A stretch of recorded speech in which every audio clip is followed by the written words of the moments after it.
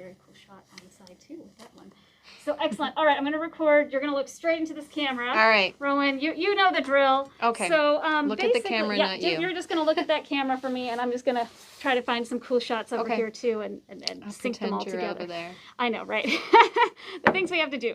So, gosh, I mean, you've had a wild couple of months here. Safer at home.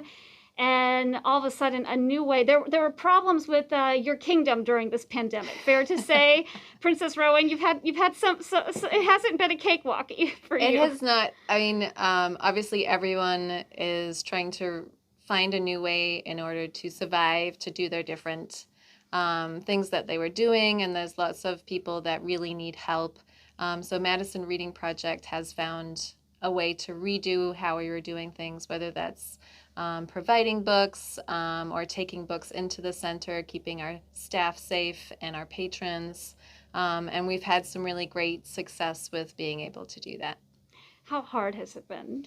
I mean, I feel like our team does an amazing job, and they work really hard to try and keep us going with what we're trying to do, which is to provide kids at home, whether that's us delivering books to them directly, if it's through a community center or a free lunch site, and to find books that kids really want to have. So things right now that are comforting, that are funny, that are easily recognizable from culture, whether it's a story they recognize, it's from a movie, a cartoon, it's a series they know from a Scholastic flyer. So just trying to keep things light, not too serious, and really find things to keep kids reading and comforted. That's what it's all about. Yeah. I mean, the thing is that, we have so many unknowns. We have so much uncertainty. And a book, I mean, during this time, I mean, it really does provide, that comfort to a kiddo that may not know how to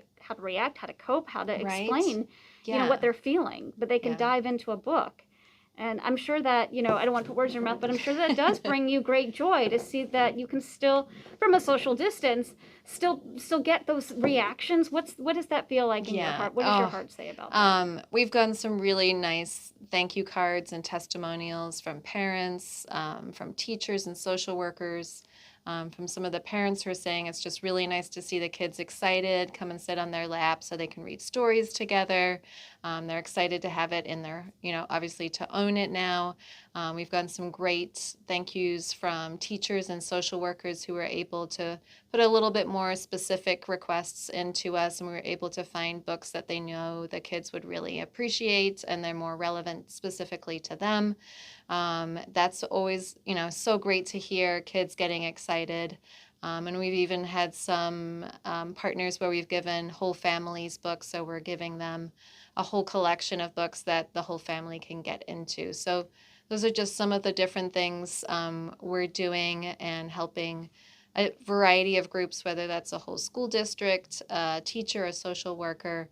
And we're just thrilled that we're able to get this many books out to kids. You were rocking and rolling because you've gotten, I thought at last count it was 8,000. That's amazing. In just like 3 months' time. I mean, that is, you are feeling a bit like a heroine. You're saving the day. Our team is. I always say it's our team, but we have worked really hard. We've had to really change up what we're doing. We always had books here at the center, but we weren't able to take book donations pretty much since the beginning of March. So finally we'll be able to do that. So the public will be able to help out with donating any new or new books through our website. There's all the information how to do that safely. But we're just thrilled that we're able to fundraise to make sure we could purchase enough books just because of the amount of books that have been going out to kids. It's just amazing. And the fundraising, the community really pulled behind you, right? I mean, you asked and you received. Yeah, I mean, we're so appreciative, whether it's $1 or it's $100 or if it's $1,000 to have the support of many behind us. And I think so many people can appreciate the value of a book, that's been selected for kids and is so comforting right now, especially. It's just, it's stressful for parents and it's stressful for kids. So having this, you've outdone it. Talk to me a little bit about how you've modified the reading bus, because I want you to go out there and I want you to talk about that. That's rough too, because you've made all that work to make that inside inviting and comfy and cute and their own, so they could feel like they're shopping at a bookstore, feeling like they're at a library, a really lovely Right. library. And now you can't really show that off, but you're still Yeah. using it, right? Talk to Yeah. me a little bit So about that. our bus is coming up on its year anniversary. Normally, it's filled with all different kinds of books for kids to select from. They get to feel like they're shopping, and it's a really awesome feeling, whether you're an adult or a child, being inside the bus and being able to drive it around to private events or public events, to schools, and have kids so excited to see us and climb on board. And now we're not able to have anybody on the bus because we're trying to keep everybody safe. So we're using it for deliveries, which has been great, whether we're taking boxes of books to Boys and Girls Club or to schools, or if we're doing home deliveries now. It's great to have our bus and have the name on it so people know who we are when we stop at their home with a bag of books for their kids. And so that's been just having the bus alone as our vehicle and mobile office has been great, just having it available to us whenever we need it.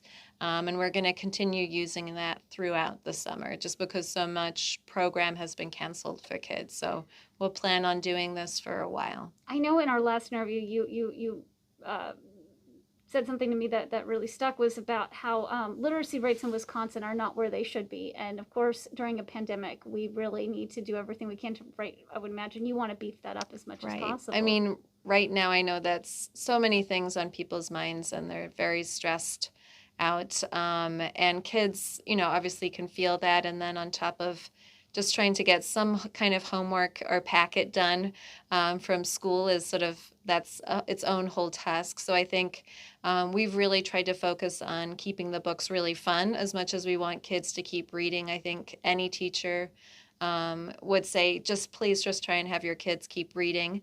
And so many kids will have a variety of books at home that they're able to access, or maybe at this point they can get books from the library.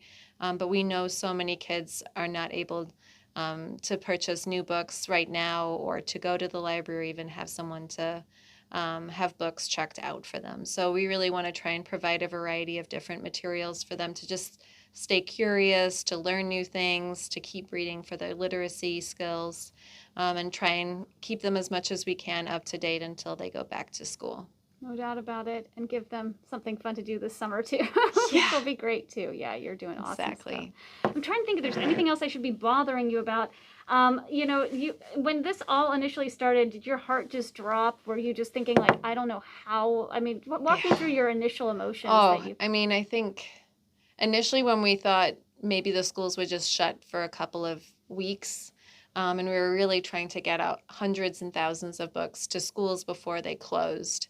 And then when everything just got shut down and we were sitting here with boxes of books that we weren't able to deliver, some teachers still came in and did pick up the boxes and were able to distribute those that first week. And then we really had to try and just come up with a whole new way of us being safe at the center. And how do we now provide hundreds or thousands of books to kids, and how do we do that? Because we just knew that if kids are at home for a long period of time without a variety of different things to do, whether that's reading or it's an art kit, whether, we all know what happens when kids get bored. So that was really, it's definitely stressful just trying to figure out a new way to work, how to have staff in here. It's sad that we can't have our volunteers here really for the most part, but now as things are turning around a little bit, I feel like we're seeing a little bit of light, and I think we've brought a lot of light to lots of people as well with our books, and we're going to keep doing that. And I think some of the things that that are becoming the new norm for us a little bit is having multiple copies of books, because we've been purchasing a high volume of books. Has been nice. Just for example, like a teacher can read online a book and all of the students can have the book at home too at the same time. And those were things we never did before because we never really needed to do those. But now there's actually new things that are coming from some of these problems that we had. So new things to come, I think, and new ideas and ways to work together. Just lots of new partners for us, as Mhm. well as people may have known about us before, but not to the extent of what we were offering. And now, sort of every day, I think someone new calls us and asks how we can help them. So it's Absolutely. And been I think good. you're, I think very much like the queen or the princess, you've got that expression. I'm trying to think the poetic expression was it keep calm. Oh, keep calm and carry on. Do you feel like that most days? Well, I do have that up at my office at home. So keep calm and maybe read on. Definitely. There's actually a sign on the bus that says that too. Oh, you're gonna have to. There we go. I'm so glad you said that. Perfect.